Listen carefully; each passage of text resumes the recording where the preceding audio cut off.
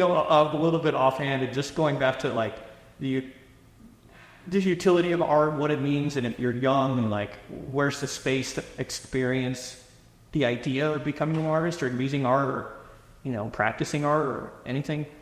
There was a kid that I went to school with who was just really naturally gifted. He could just fucking draw, and I couldn't draw like that at all. Like he could just, very comic, but illustrate well. Illustrate and add really good at a really young age. And we would skateboard together and stuff. And of course I was creative, but I wasn't good at drawing. I was just a creative person. And I remember at that age thinking, oh fuck, he's so much better than me. I guess I shouldn't do it because he's already way better than me.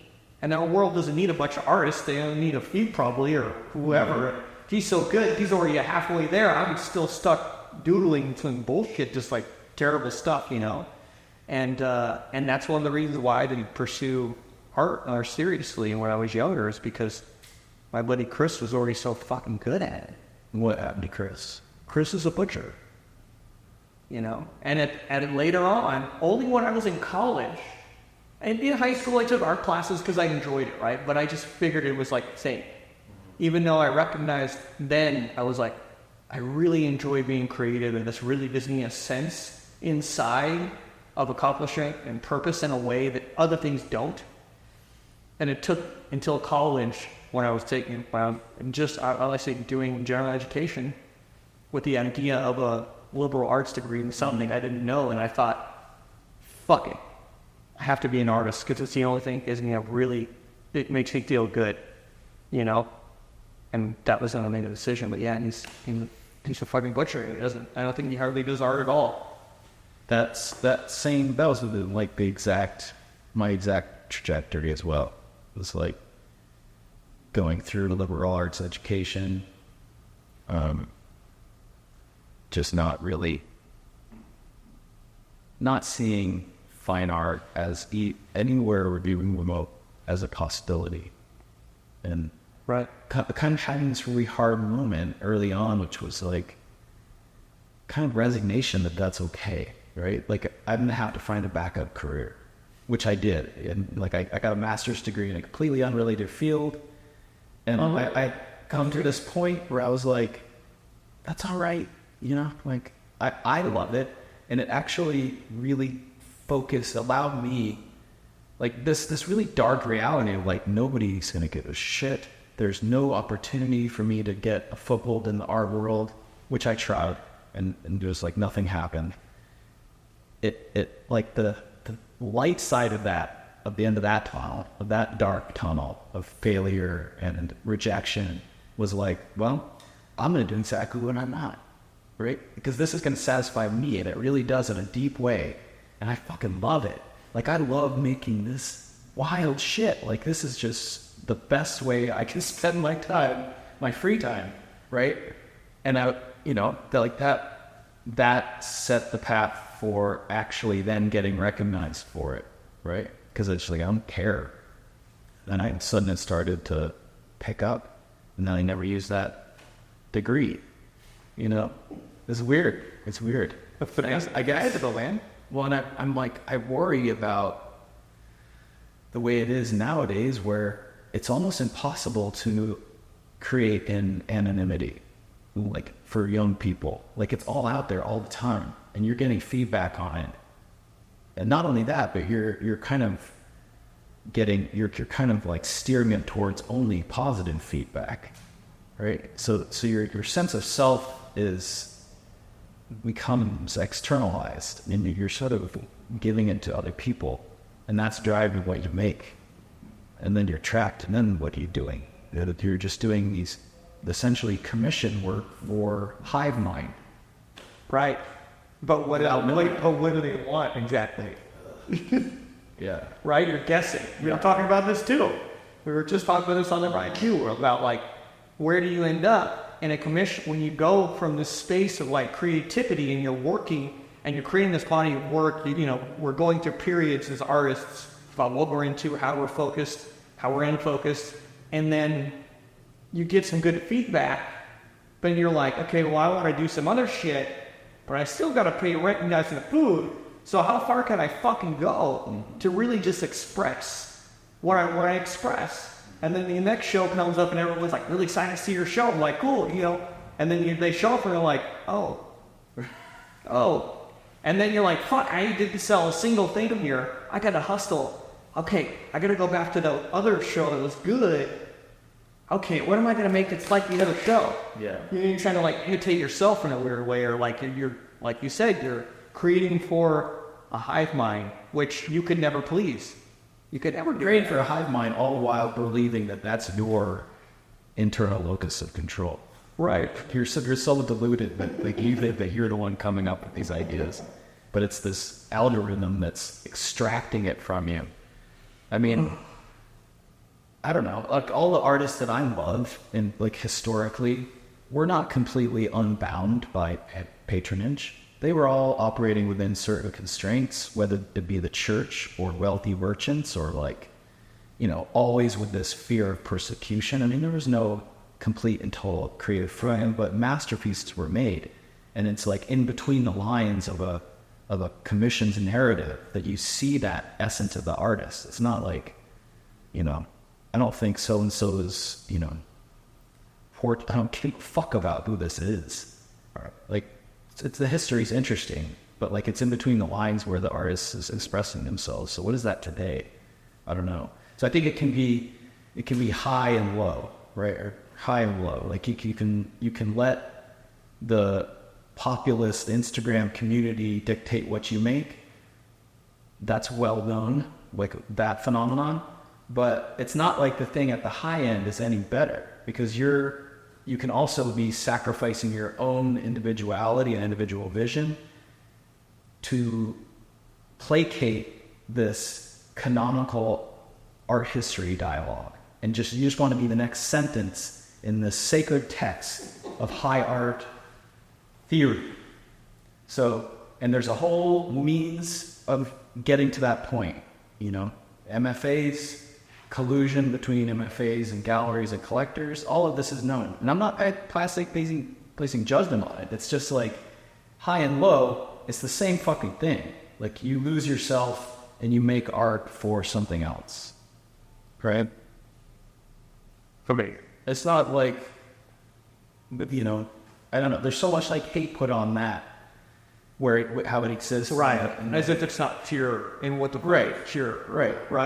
I mean, you hear that bickering in the high art world, highbrow world, about artists that are populist and that are, you know, it's like they're literally upset on how people are spending their money. Yeah. You know, like fury, because it's destabilizing their whole cabal.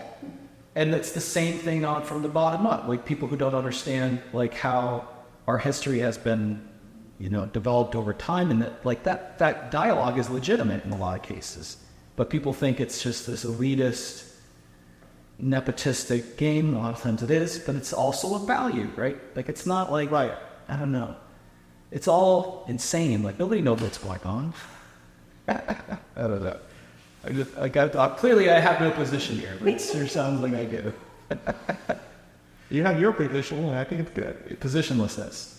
Well, speaking of, you know, social media, I want to talk to us a little bit about maybe the spark of doing the Instagram live painting. Like, what gave you the idea to want to absorb that kind of bizarre stream of wordage from the ether into, you know, want to entertain that and put it to the work, you know, have it become like, hey, am I going to regret this later in a valued way that I just like let all this other stuff into my work? I've been taking all this stuff and just throwing it on top of the work that I came up with, and now it's like, is it me? Is it what I really wanted? Does it change it for me? Do you have these questions? And how did you, I don't know, how did you come up with the idea that like, I want to do this? Honestly, I don't remember what, like, I think it was a confluence of things, but I can't remember which thing came first. That it was like, you know, I'm deep into this process of having, you know, this oily flesh glaze moment in a painting where the flesh glaze is on, and I have this window of time to think about what to tattoo. Like, and that window is closing rapidly.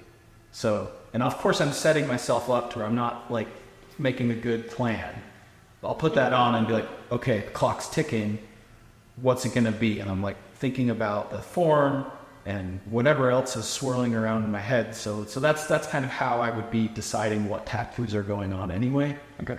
So at the same time, and like, you know, Instagram Live is a new thing, and I'm going on Instagram Live and just like trying to figure out what this is, and like having, you know, like showing people paintings, or just like, you know, what am I, as an artist, how do I use this tool? Because I'm not a Luddite. Like I think all this stuff has a place. So I'm doing this, and I'm seeing this kind of scroll of words, right?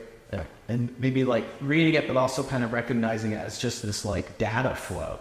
And it's from a lot of people. Some people I know, most people I don't. And it's just sort of like people just sort of hurling thing into this abyss, because there's no permanent registration of that. It's not archived.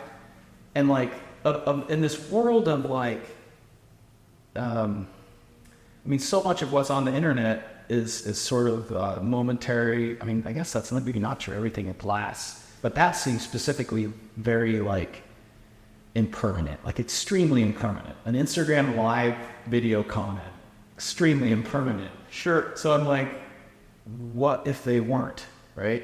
And so the first time I did that was like, I did it, nobody really knew, because there's a bit of a time lag.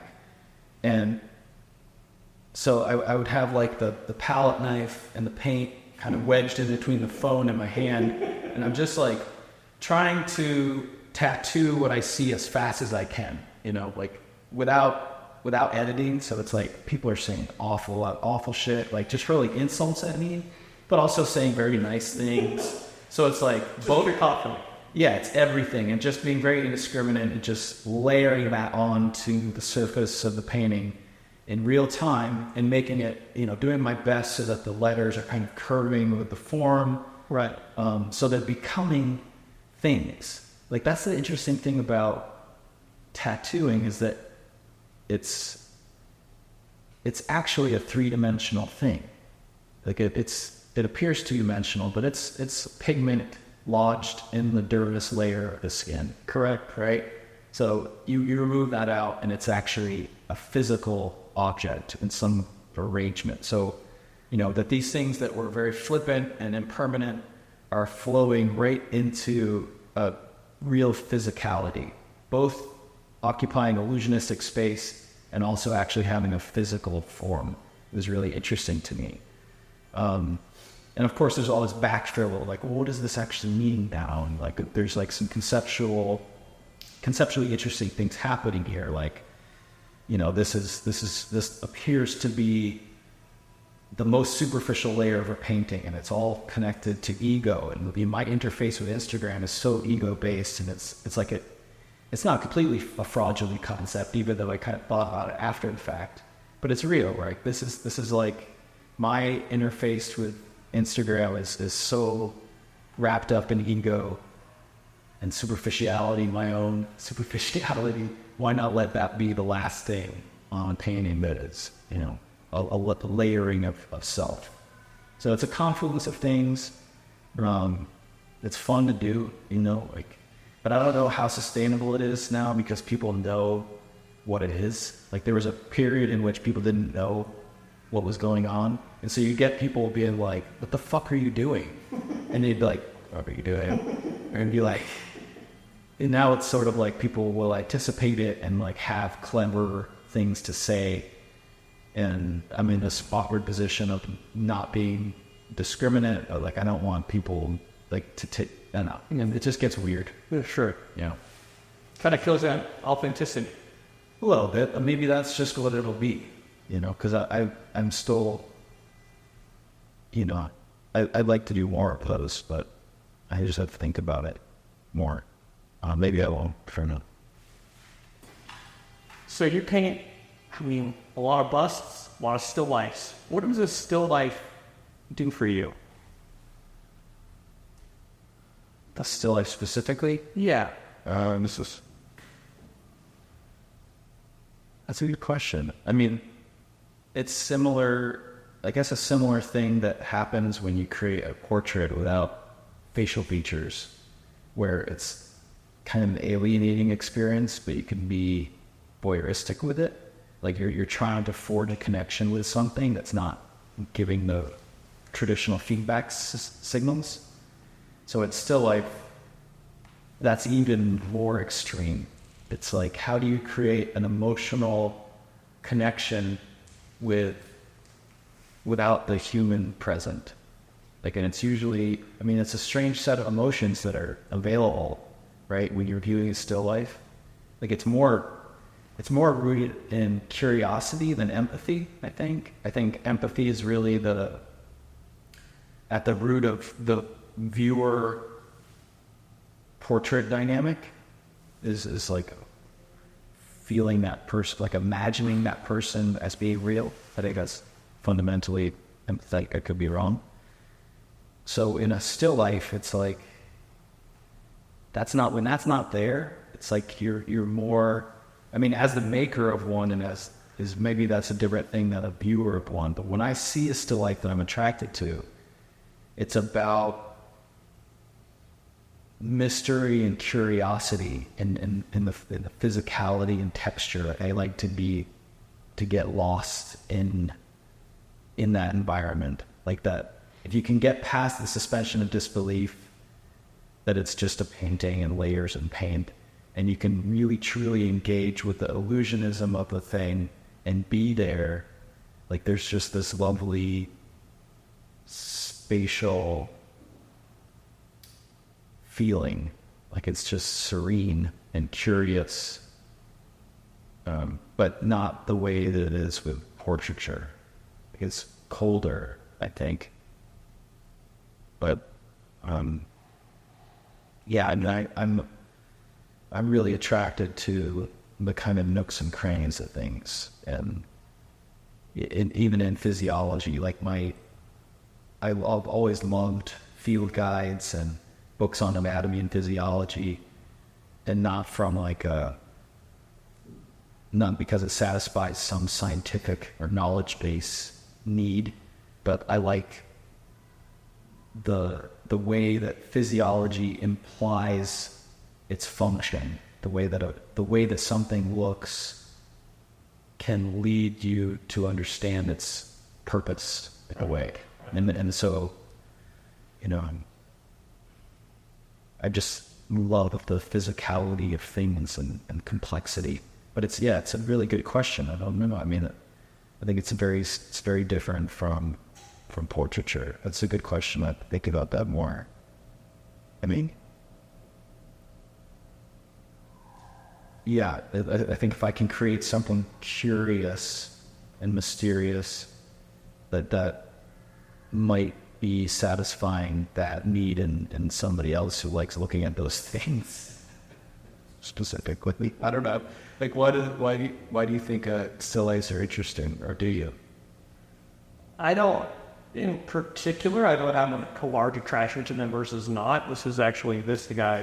This guy likes still life. Yeah. And so that's a question that he was like, I don't know. Because he likes it, you paint it so often. Yeah, Van Schreck has been, but I think he might be my favorite artist. He's at least in the top 5. Yeah. But he's really interesting because he was using these, like creating stages, like the San Bosco thing was such an interesting visual device, like to create a stage that's this big and use ecology as a metaphor for the human condition was really unique in our history. I mean, I think a lot of it was leaning towards metaphor for the human condition, but the way that he would do it was very different. Yeah, I mean, it's very anthropomorphic, right? Because these are, I'm sure he was known to have staged a lot of those things, but they could have very well occurred, without the human being there. But they were all about the battle between good and evil and the heart of man. It wasn't just like he really fucking loves amphibians. Like, that was not his gig.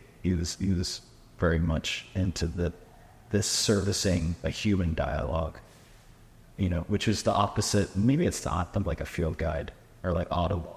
But I think they would suggest that they were not attempting to not be anthropomorphic. Do you hold back anything in your work to that way you're not revealing some of yourself? Or do you sometimes not reveal the truth about painting or part of it because you just don't want to kind of expose like a last shred of your nakedness or something to someone? And they're like, hey, can you tell me about this? And you tell them 3/4 of what it's about, and you leave out a quarter because you're like, I just don't want to talk with them about what this is for me. Yeah, force. Okay. Yeah. Yes to both things. I mean, I guess I don't ever want to do something that's just to be provocative, like, because anybody can do that. Sure. Like, I can think of I could think of something to paint and create that response, provocation, or irritation. But it just is like kind of thoughtful a little bit, doesn't make me feel great. So it has to start with me first, it has to start from the personal, from the kind of, fundamental pursuit of knowledge of self. Like, if it's not coming from that, here we go, like Prince takes a gamble. So like, if it doesn't start there, then it sort of feels terrible. It feels, I want to be able to sleep at night knowing that I did work for me and like not this other thing. That being said, like, I guess I always kind of question myself, like, are you doing this because it's true and you need to express it? Or are you doing this to be a provocateur, right? Like they would think that's a really good question to ask oneself every time, right? And the truth is, it's probably a little bit of both. I don't know. Like, I think oversharing even though you could say that's, well, I'm just being honest, I'm just being me, is also being a bit of a provocateur, right? Right. So I think that there's, not everything that's happening in my heart and mind belongs on canvas. There may be better theaters of experience for that. But, I also don't like to edit myself. Sure, that happens sometimes. Sometimes it's like, sometimes you don't know. I don't know. Yeah, I don't know. I think that ability to edit, it ebbs and flows or waxes and wanes, right? So there's moments in my life, there have been moments in my life where there's just no filter. There's moments in my life where there's much more filter and everything in between, And I definitely look back at some pain and I'm like, oh, fuck, that is just way too raw and naked out there for all to see for, a little while at least. And then I'm like, I don't know, maybe that the feeling is similar to regret, but maybe not completely regret. Okay, it is what it is. Yeah. How has having children changed the way you work and changed the, if it has changed any other subject matter and what you choose to create? Yeah, I mean, it's like a new layer of accountability, right? Because I'm going to have to explain these things and, where I was when they were made and why, and what why I'd given myself such freedom to do whatever I want, like, and kind of explaining why that's important. And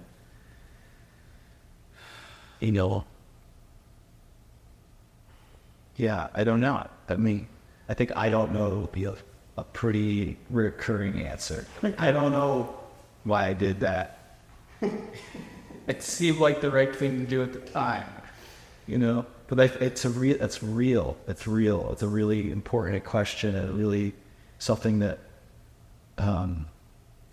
can kind of be startling when I think it through over the next 10, 20 years as I'm raising these kids, like being absolutely honest about where I was when this was made and what's behind this, if I can remember what was, that's the other thing. It's like, you know, I have to fabricate some stuff. yeah, it's kind of hard to remember why I made certain things, but I made them. I mean, my memory is not great. So I can look back even like 5 years ago and try to understand why I made the decisions I made, like what was happening in my life. And that the puzzle is missing pieces sometimes. But I don't know. I would rather have that level of chaos and these difficult conversations with my kids than being like anticipating that, like making art that anticipates maybe being held accountable in the future. Fuck that. You know, like let chaos reign. Like you can hold my ass to the fire. Nothing is coming from an evil place. Like I feel certain of. This is all coming out of love and curiosity and pursuit of mystery. So, you know, what are you going to do? Like, there is definitely chaos in my future, but I don't know if I want anything different, right? Yeah, what are you going to do? It would be a weird way of making work, kind of like, yeah, anticipating something you don't even know will happen, so that would be weird. Right. We're also anticipating not only what might or might not happen, but in the fashion. Like, you could never anticipate, like, the fashion which it will unfold. Right. Like, you know, the reality, maybe they won't care. Like, maybe it's just sort of like, you know, like, when you think about what was considered radical a lot, like, years and years ago, like, it's just not, you know, like, weren't there riots at Stravinsky's symphonies, right? Like, what? Like people might just not care. So yeah, that's absolutely a possibility. I don't have to answer. I'll be lucky if I'm like forced to answer to somebody, because that means somebody will care, right? Like that's a fortunate position to be in. It's true. Yeah.